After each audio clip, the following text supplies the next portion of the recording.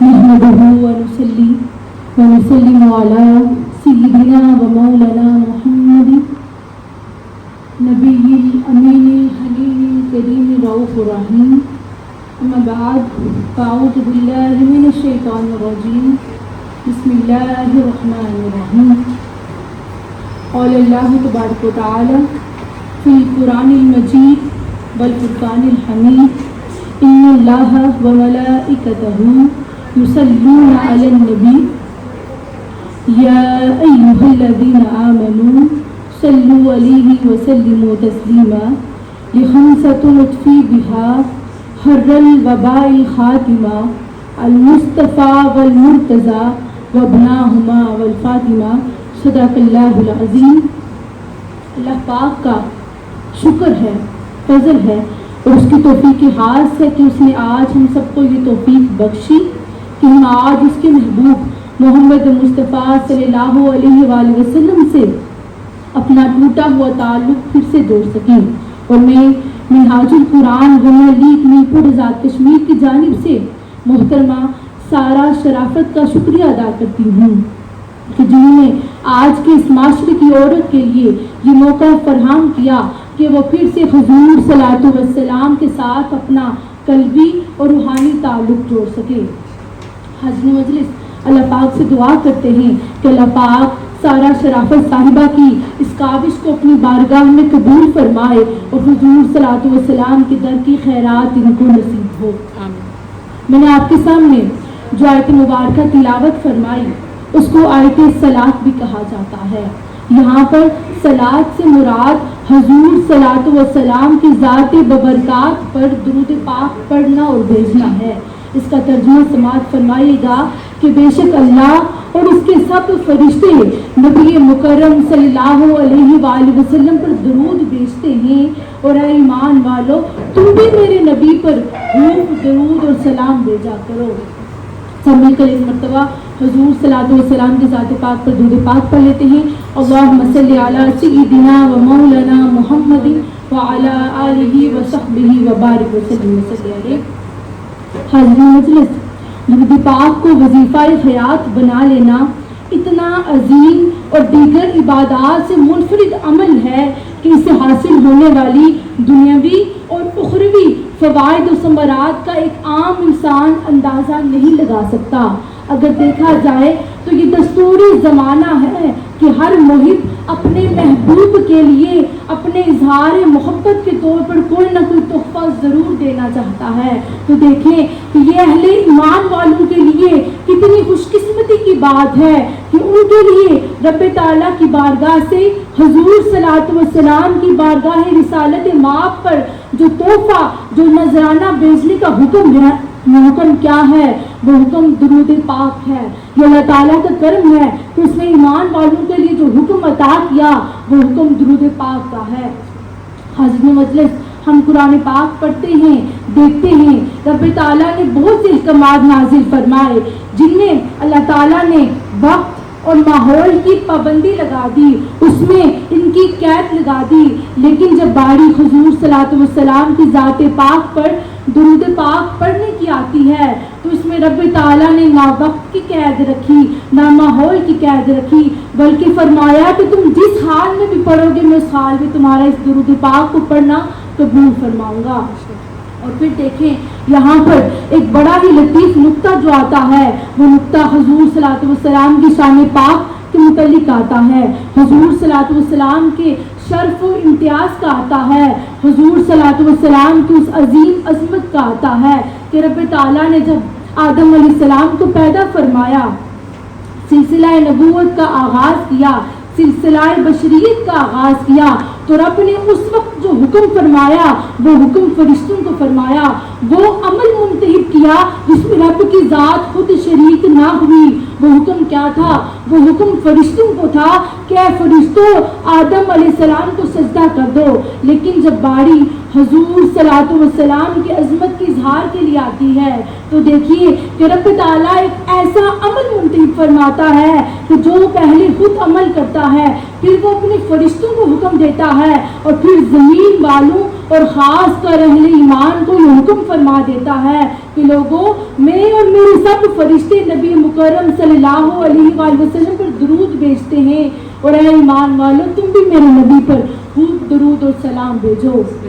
حاضرین مجلس، اگر ہم درود پاک کی اہمیت اور فضیلت کو دیکھیں تو یہ ایک منفرد اور بے مثل عبادت ہے، ایک شاندار عمل ہے، قرب خداوندی اور قرب مصطفیٰ صلی اللہ علیہ وآلہ وسلم کا ایک انمول ذریعہ ہے۔ اب دیکھا جائے تو درود پاک کی جو مقبولیت ہے، جو اس کے فوری اثرات و نتائج کی وجہ ہے، جو سبب ہے، وہ سبب کیا ہے؟ وہ سبب یہ ہے کہ اگر دیکھا جائے تو اللہ تعالیٰ محب ہے، اور اس کے محبوب محمد مصطفیٰ صلی اللہ علیہ وآلہ وسلم ہیں۔ دنیا کا ہر محب یہ چاہتا ہے کہ اس کے محبوب کا تذکرہ کیا جائے، اور اب کیا چاہتا ہے کہ اس کے محبوب کا ذکر ہر زبان پر ہو، ہر زبان اس کے محبوب کے ذکر سے تر ہو جائے۔ تو پھر خود رب تعالیٰ نے قرآن پاک میں بھی فرما دیا کہ وَرَفَعْنَا لَكَ ذِكْرَكَ، کہ اے محبوب ہم نے آپ کی خاطر آپ کے ذکر کو بلند کر دیا۔ تو یہ ذکر تو وہ ہے کہ جس نے ہمیشہ بلند رہنا ہے۔ میری ماں بہنوں، اگر آج ہم ذات مصطفیٰ صلی اللہ علیہ وآلہ وسلم سے اپنا قلبی تعلق مضبوط کرنا چاہتی ہیں تو اس کا ذریعہ کیا ہے، اس کا مجرد نسخہ کیا ہے؟ وہ نسخہ، وہ ذریعہ، وہ یہ ہے کہ ہم حضور صلی اللہ علیہ وسلم کے در اقدس کے ساتھ جڑ جائیں، ہم حضور کی چاکری میں لگ جائیں، ہم حضور کے ہو کر رہ جائیں۔ اور اس کا سب سے آسان طریقہ حضور صلی اللہ علیہ وسلم کی ذات پاک پر درود پاک پڑھنا ہے۔ وہ شاعر بڑا خوبصورت کہتا ہے کہ ہتھ کار ول تو دل یار ول، یعنی کہ دنیا میں ہمارا جسم کاموں میں اگر چاہے لگا رہے لیکن ہمارا دل حضور کی یاد سے غافل نہ ہو۔ اور پھر دیکھیں کہ درود پاک تو وہ عمل ہے، وہ وظیفہ ہے جو رب تعالیٰ کہتا ہے یہ قبول ہے۔ ہم اپنی زندگی میں بہت سارے نیک اعمال کرتے ہیں، لیکن کسی عمل میں ہمیں اس بات کی شیورٹی نہیں ہوتی کہ وہ عمل، وہ نماز، وہ روزہ، وہ حج، وہ زکوٰۃ رب نے قبول کی۔ لیکن دیکھیں درود پاک ایک ایسا عمل ہے کہ ہم جس حال میں پڑھے رب تعالیٰ قبول کرتا ہے۔ اور پھر دیکھیں جہاں پر درود پاک پڑھنے کے بے حد ثمرات ہیں، بے حد نتائج ہیں، وہیں تارک درود و سلام کے لیے وعید ہے، اور وہ وعید کیا ہے؟ حضور صلی اللہ علیہ وسلم کا فرمان پاک ہے کہ جو مجھ پر درود پاک پڑھنا بھول گیا وہ بہشت کا راستہ بھول گیا۔ تو دیکھیں کہ آج ہمیں یہ سوچنا ہے کہ اگر ہم جنت کے طلبدار ہیں، ہم جنت کو طلب کرنے والے ہیں، تو ہمیں حضور صلی اللہ علیہ وسلم سے اپنا تعلق پھر سے جوڑنا پڑے گا۔ اور آخر میں یہ سوال پیدا ہوتا ہے کہ آج کی جو مصروف ترین عورت ہے، اگر چاہے وہ ورکنگ وومن ہے، چاہے وہ ہاؤس وائف ہے، تو کیا وہ اپنا تعلق حضور صلی اللہ علیہ وسلم کے ساتھ جوڑ سکتی ہے؟ کیا وہ اپنی روٹین میں حضور صلی اللہ علیہ وسلم کی ذات پاک پر درود پاک بھیج سکتی ہے؟ تو اس کا جواب ہے کہ ہاں، کیونکہ درود پاک بڑا ہی آسان وظیفہ ہے۔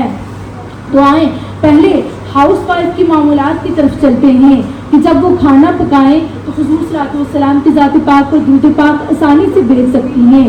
اس کا اثر کیا ہوگا کہ کھانے میں برکت ہوگی، اللہ تعالیٰ کی رحمت اور برکتیں اس حق کی جو مستحق ٹھہرائیں گی۔ اور پھر جب وہ صفائی کرے اس وقت وہ اللہ تعالیٰ کے محبوب صلی اللہ علیہ وسلم کا ذکر کرے، اس سے کیا ہوگا؟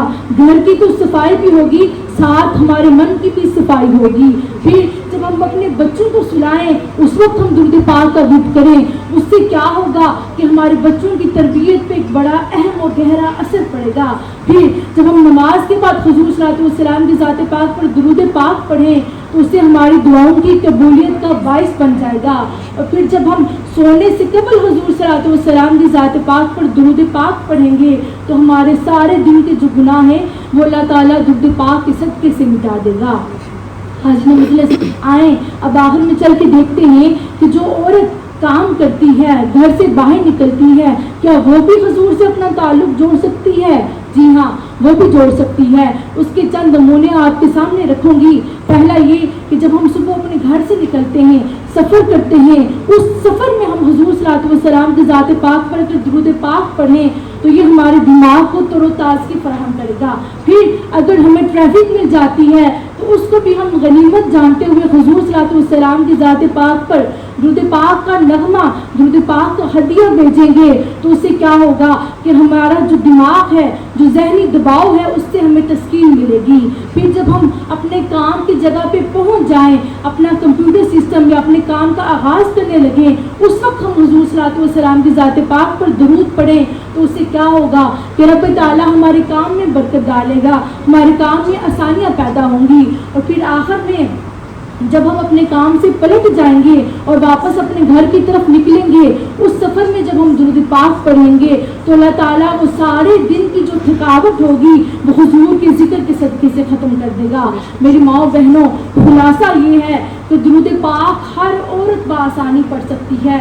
کہتے ہیں کہ وقت کی کمی کوئی عذر نہیں ہے، اگر نیت میں محبت ہو تو انسان خود اپنا رستہ تلاش کر لیتا ہے. اور درود پاک تو وہ عمل ہے، وہ وظیفہ ہے کہ جو دنیا اور آخرت میں سکون اور نجات کا باعث ہے. آخر میں رب تعالیٰ سے دعا کروں گی کہ وہ ہم سب کو ایمان والی، پردہ پوشی والی زندگی عطا کرے. قبر میں حضور صلی اللہ علیہ وسلم کی ہم سب کو پہچان نصیب فرمائے. حشر میں حضور صلی اللہ علیہ وسلم کی شفاعت کا ہمیں حقدار ٹھہرائے. اور قیامت کے دن ہم سب کو سیدہ فاطمہ سلام اللہ علیہا، امام حسنین کریمین، حضور صلی اللہ علیہ وسلم کے آل پاک اور اصحاب کے حقداروں میں شامل کریں. ہمارا حال حضور کے غلاموں میں ہو، حضور کے نام لیوا والوں میں ہو. اور اللہ تعالیٰ ہم سب کی جو قیامت تک آنے والی نسلیں ہیں ان کو عقیدہ صحیحہ پر سلامت کرے. اور آخر میں ان اشعار کے ساتھ اجازت چاہوں گی.